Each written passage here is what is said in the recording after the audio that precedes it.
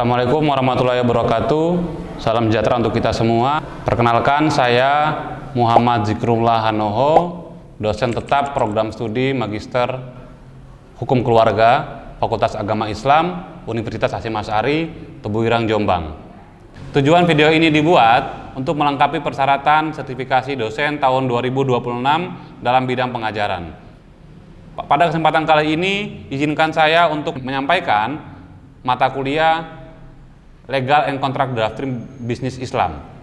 Mata kuliah Legal and Contract Drafting Business Islam merupakan mata kuliah wajib yang harus ditempuh oleh mahasiswa program studi Hukum Ekonomi Syariah Fakultas Agama Islam Universitas Hasyim Asy'ari, Tebuireng, Jombang. Mata kuliah tersebut memiliki bobot SKS yakni 2 SKS dengan kode 0232400228 dalam rumpun ilmu hukum. Dalam mata kuliah ini menggunakan model pembelajaran meliputi 1. Discovery learning, yang kedua adalah case based learning, dan yang ketiga adalah project based learning. Adapun capaian pembelajaran dalam mata kuliah Legal and Contract Drafting Business Islam yakni berupa 1. CPL 6 yakni menjunjung tinggi nilai kemanusiaan, berkontribusi dalam peningkatan kualitas keilmuan, serta menginternalisasikan nilai moral, etika, agama, dan hukum dalam menjalankan tugas atas pekerjaan di bidang keahliannya secara mandiri dan akuntabel. CPL 9 yakni mampu menyusun perencanaan kontrak syariah, melaksanakan administrasi dan konsultasi lembaga keuangan syariah, menganalisis dan mengaudit operasional lembaga keuangan syariah, serta menyelesaikan sengketa ekonomi syariah secara litigasi dan non-litigasi. CPL 10 yakni mampu menguasai bidang hukum ekonomi syariah, hukum Islam, ilmu hukum, dan entrepreneurship. Adapun CPMK atau capaian pembelajaran mata kuliah dalam mata kuliah Legal and Contract Drafting Business Islam yakni meliputi CPMK 1, mahasiswa mampu menjelaskan sejarah hukum kontrak dalam hukum perdata dan hukum ekonomi syariah. CPMK 2, mahasiswa mampu menjelaskan pengertian kontrak dalam hukum perdata dan hukum ekonomi syariah. CPMK 3, mahasiswa mampu menjelaskan asas-asas hukum kontrak dan hukum perdata dalam hukum ekonomi syariah. CPMK 4, mahasiswa mampu menjelaskan syarat sahnya perjanjian dan manifestasi dalam hukum perdata dan hukum ekonomi syariah. Pada mata kuliah ini, mahasiswa belajar tentang ilmu-ilmu hukum kontrak dalam perspektif hukum perdata dan hukum ekonomi syariah. Setelah mempelajari hal tersebut, mahasiswa beranjak mempelajari teknik pembuatan yang sesuai dengan aturan yang ada dalam Kitab Undang-Undang Hukum Perdata dan Kompilasi Hukum Ekonomi Syariah. Adapun referensi pada mata kuliah Legal and Contract Drafting Business Islam, yaitu yang pertama adalah Salim HS, judulnya Hukum Kontrak, Teori dan Teknik Penyusunan Kontrak. Yang kedua adalah buku dari R. Subekti tentang hukum perjanjian, dan yang ketiga H. Armansa tentang hukum perikatan. Yang keempat adalah buku Rosalina Afifa dan kawan-kawan mengenai kompilasi 100 kaidah hukum hakim dan jurisprudensi. Dan yang kelima adalah buku dari Muhammad Zikrullah Hanoho tentang hukum kontrak, asas keseimbangan dalam kerjasama build, operate, transfer dalam bidang pasar. Adapun materi pembelajaran yang harus dipelajari oleh mahasiswa program studi Hukum Ekonomi Syariah dalam mata kuliah Legal and Contract Drafting Business Islam yaitu meliputi 1. Sejarah hukum kontrak yang muncul pada sistem hukum civil law, common law, dan juga Islamic law. Yang kedua yakni pengertian subjek dan objek perjanjian dalam hukum perdata dan hukum ekonomi syariah. Yang ketiga adalah asas, jenis, dan bentuk hukum perjanjian dalam hukum perdata dan hukum ekonomi syariah. Adapun pertemuan dalam mata kuliah ini akan dilakukan dengan cara tatap muka. Adapun bobot penilaian dalam mata kuliah Legal and Contract Drafting Business Islam terdiri dari 5 kualifikasi. Di antaranya nilai partisipasi 10%, nilai tugas 15%, nilai UTS atau ujian tengah semester 20%, nilai UAS atau ujian akhir semester 30%, dan proyek akhir 25%. Demikian deskripsi singkat dan rencana pembelajaran semester mata kuliah Legal and Contract Drafting Business Islam. Selanjutnya bisa disimak video pembelajaran yang telah disajikan.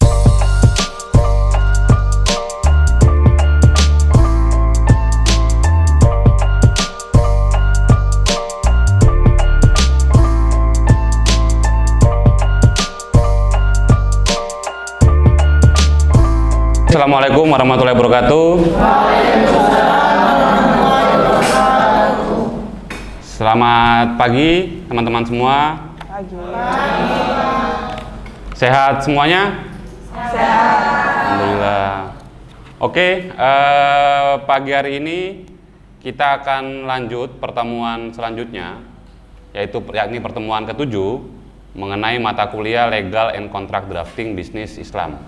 Oke, selanjutnya sebelum kita memulai perkuliahan, saya ingin teman-teman mengisi absensi kehadiran, karena absensi kehadiran merupakan salah satu komponen penilaian dalam mata kuliah Legal and Contract Drafting Bisnis Islam.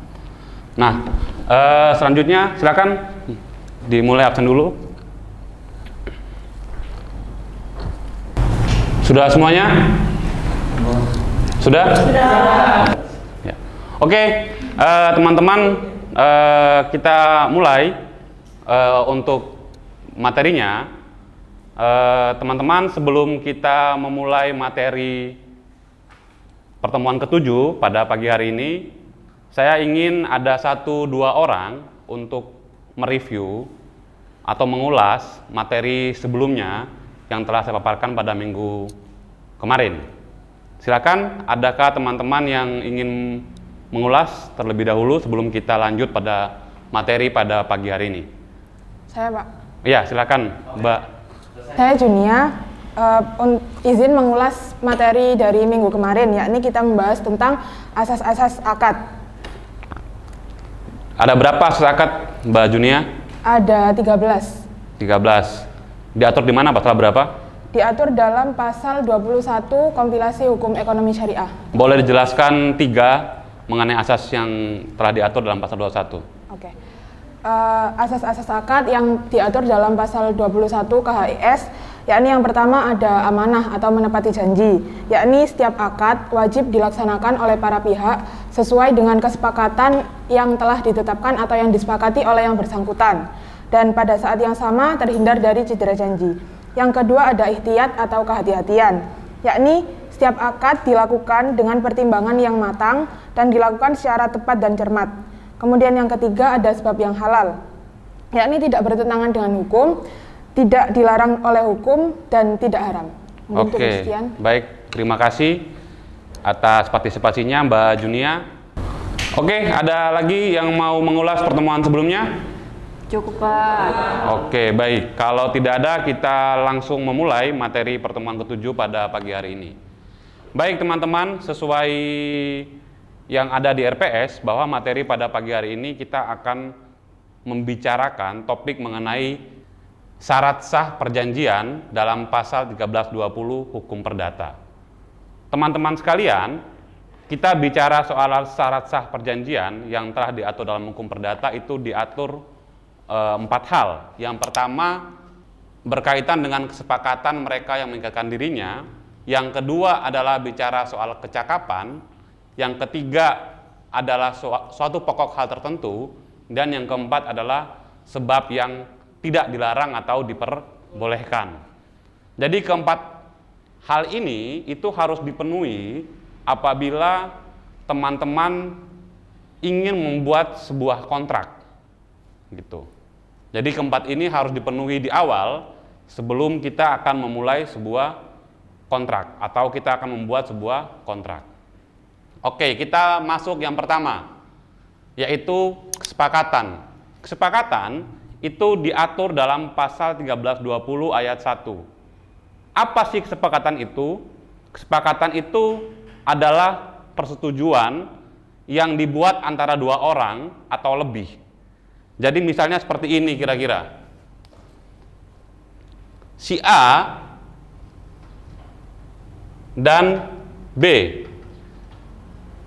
mereka membuat kesepakatan soal jual beli tanah. Nah, kesepakatan ini itu dianggap sebagai pemenuhan dari syarat 1320 Hukum Perdata apabila kedua belah pihak ini menyetujui. Artinya harus ada agree to agree. Baru dikatakan sepakat. Selain itu, selain ada agree to agree, kedua belah pihak harus juga menghindari yang namanya penipuan, tipu muslihat, dan juga paksaan. Karena itu prasyarat untuk menjadikan syarat sahnya perjanjian dan memenuhi unsur kesepakatan. Sampai di sini ada pertanyaan? Tidak ada? Tidak ada, Pak. Saya bisa lanjut? Lanjut. Oke. Yang kedua, syarat kecakapan. Dalam hukum perdata, pasal 1320 itu tegas mengatakan bahwa setiap orang diperbolehkan melakukan perjanjian sepanjang dia dikatakan cakap demi hukum. Apa sih ukuran cakap itu? Itu diatur dalam pasal 1329 hukum perdata. Pertama, dia harus dianggap sudah dewasa. Berapa usia dewasa itu teman-teman dalam hukum perdata? Berapa? Berapa? 21. Itu ukuran yang diatur dalam hukum perdata. Jadi kalau umurnya sudah 21, maka anak itu dianggap sudah dewasa. Berarti dia dianggap memenuhi syarat cakap. Tapi ada lagi yang kedua, yaitu dia bukan orang di bawah pengampuan.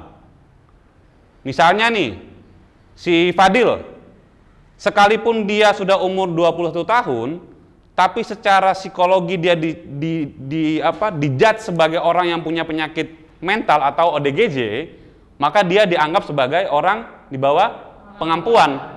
Sekalipun dia itu usianya sudah memenuhi cakap hukum. Nah, apalagi yang ketiga?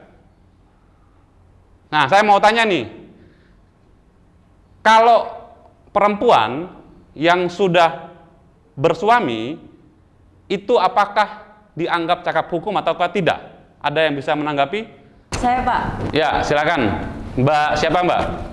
Baik, saya Mbak Mala. Izin menjawab, Pak. Kalau mengikuti hukum perdata, perempuan yang sudah menikah itu termasuk tidak cakap hukum. Namun semenjak ada Undang-Undang Nomor 1 Tahun 1974 tentang perkawinan dan SEMA Nomor 3 Tahun 1963, maka pasal terkait dianggap sudah tidak berlaku. Dan oleh karena itu mengubah kedudukan perempuan yang sudah menikah itu setara dengan laki-laki dan dapat bertindak sendiri di hadapan hukum sebagai subjek hukum kontrak. Begitu, Pak. Oke, baik, terima kasih. Ada lagi yang mau menanggapi? Ada lagi? Cukup, Pak. Oke, cukup. Memang benar bahwa kalau kita mengacu murni pada hukum perdata, kedudukan perempuan yang sudah menikah itu dalam kategori hukum perdata dikatakan belum cakap hukum. Tapi sejak ada Undang-Undang 174 dan surat edaran Mahkamah Agung 3 tahun 63 itu mengubah keseluruhan aspek itu dan meletakkan perempuan yang sudah kawin itu cakap hukum. Artinya ketiga hal ini penting untuk meletakkan seseorang itu dianggap layak atau tidak untuk bertindak dalam subjek hukum kontrak. Oke. Kita lanjut. Yang ketiga yaitu syarat suatu hal tertentu. Itu diatur dalam pasal 1320 ayat 3 KUH Perdata. Apa itu hal tertentu? Hal tertentu itu berkaitan dengan objek perjanjian. Dikatakan begini, hanya barang yang dapat diperdagangkan saja yang dapat menjadi pokok persetujuan. Artinya, pasal ini ingin bilang pada kita bahwa yang menjadi objek dalam perjanjian itu hanya barang-barang yang dapat diperdagangkan, gitu. Meja boleh nggak diperdagangkan? Boleh. Boleh. Laptop boleh nggak diperdagangkan? Boleh. Kategorinya di sini diatur. Ada dua aspek yang menjadi patokan dalam barang-barang yang diperdagangkan. Satu adalah barang tidak bergerak dan yang kedua adalah barang bergerak. Nah, kita akan coba melihat apa itu barang bergerak. Barang bergerak itu dikatakan bergerak menurut sifatnya. Jadi sifatnya itu di awalnya bergerak. bukan karena dipindah tangankan. Motor sifatnya bergerak atau tidak? Bergerak. Motor. Bergerak. Motor bergerak atau tidak? Bergerak. Bergerak. Motor. Mobil bergerak atau tidak? Bergerak. Bergerak. Pesawat Bergerak. bergerak. Kenapa ini katakan bergerak? Karena sifat alaminya adalah bergerak, bukan karena dipindah tangankan. Karena sifat alaminya barang itu adalah barang yang bergerak secara alami, tanpa harus kita pindahkan. Yang kedua adalah barang tidak bergerak.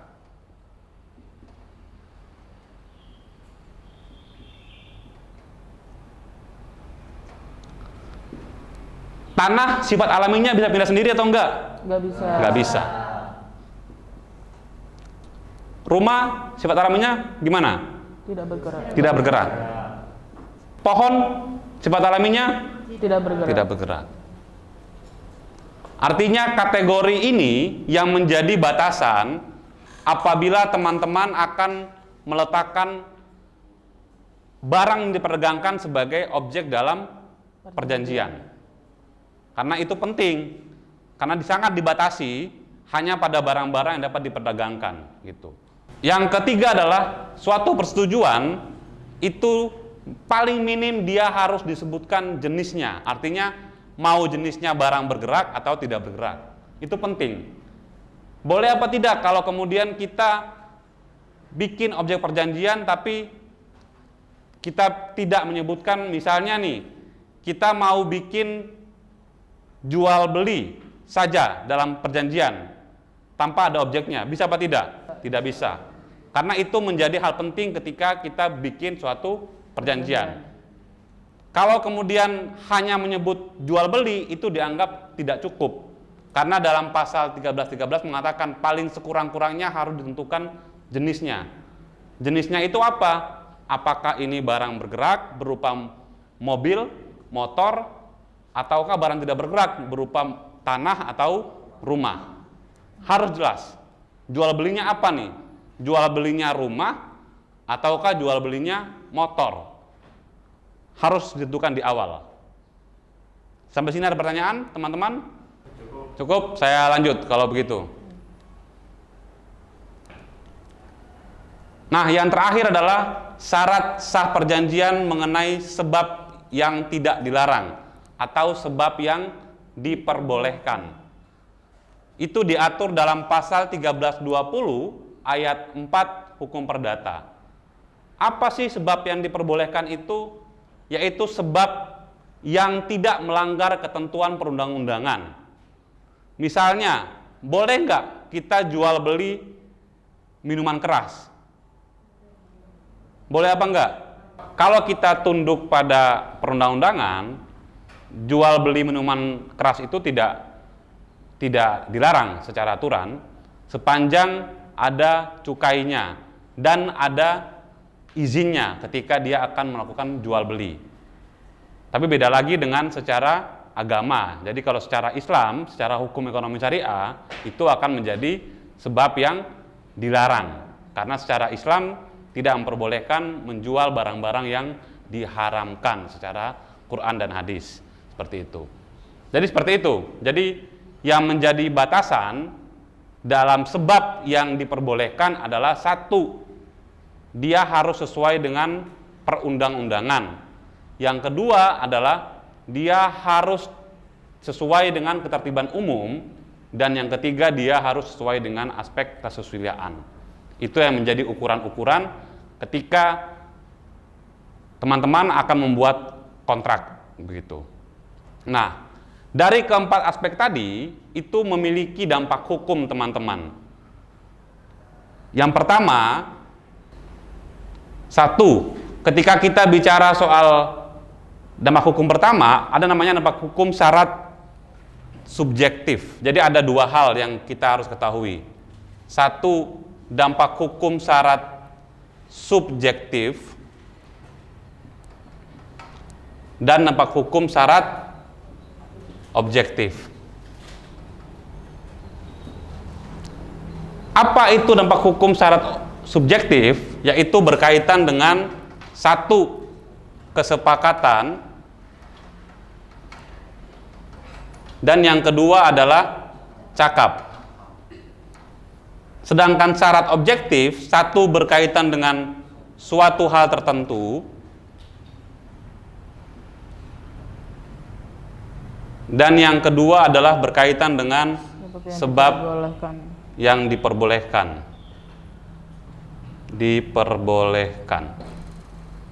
Nah, dari kedua aspek ini tentu memiliki implikasi hukum yang konkret. Yang pertama,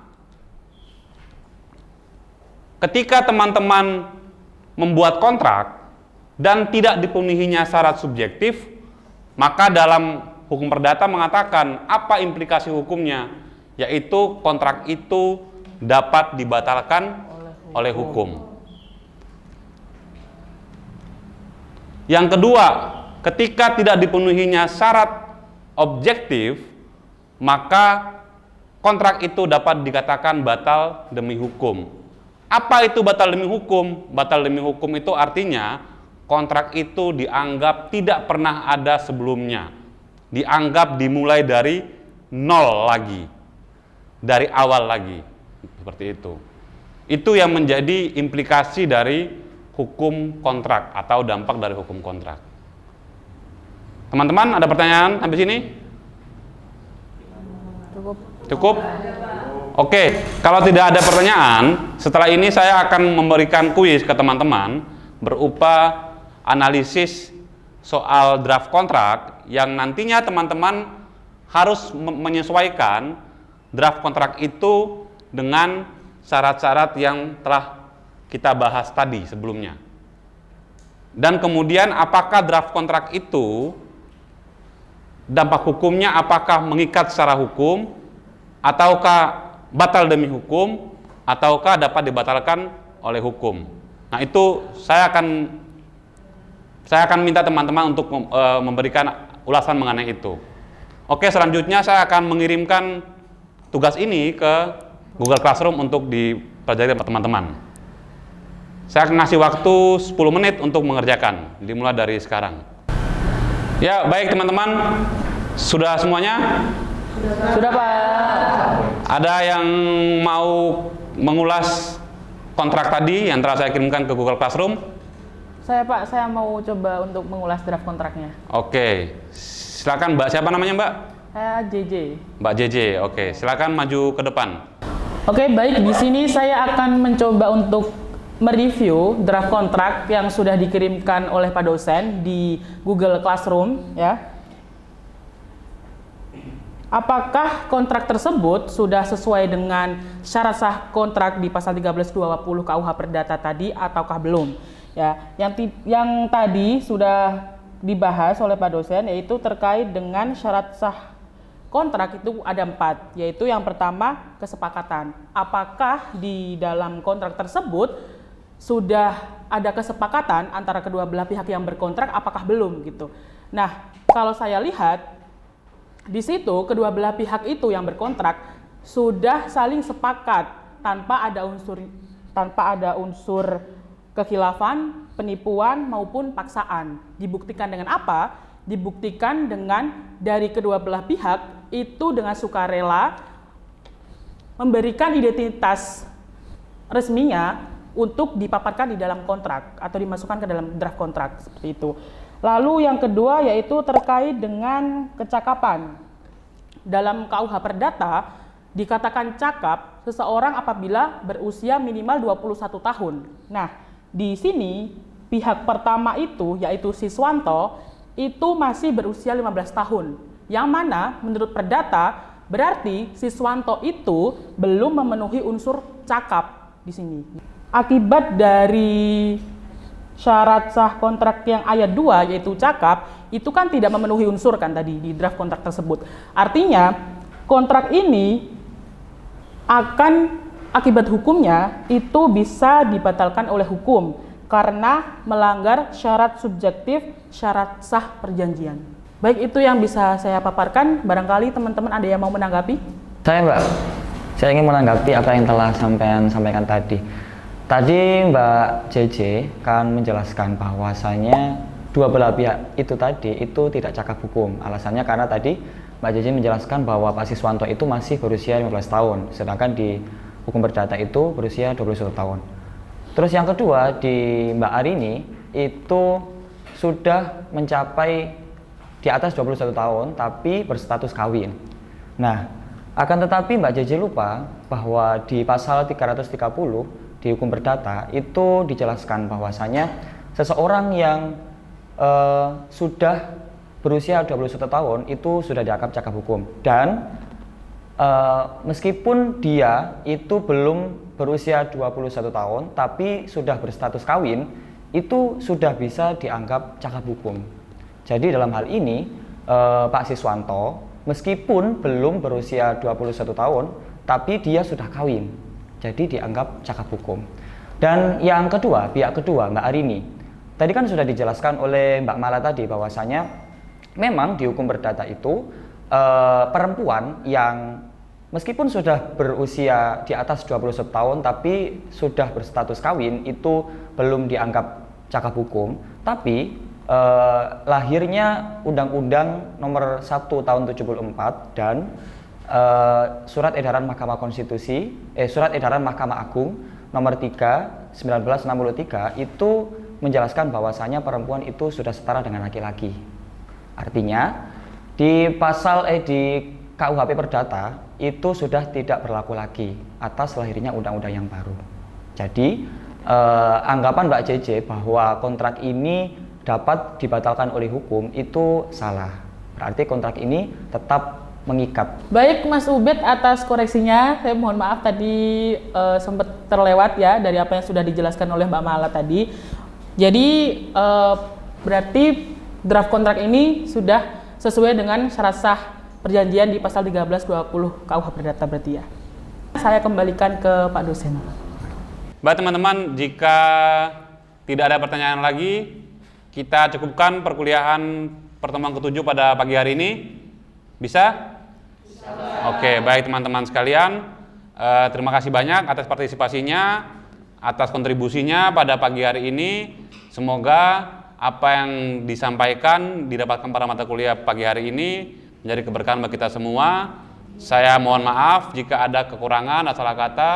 Saya akhiri, wallahul muwaffiq ila aqwamit thoriq. Wassalamualaikum warahmatullahi wabarakatuh. Demikian video pembelajaran mata kuliah legal yang terdaftar bisnis Islam pada program studi Hukum Ekonomi Syariah Fakultas Agama Islam Universitas Hasyim Asy'ari Tubuirang Jombang. Semoga video ini bermanfaat bagi banyak orang dan dapat menjadi pertimbangan positif dalam pengajuan sertifikasi dosen tahun 2026. Demikian dari saya akhiri, wallahul muwaffiq ila aqwamit thoriq. Wassalamualaikum warahmatullahi wabarakatuh.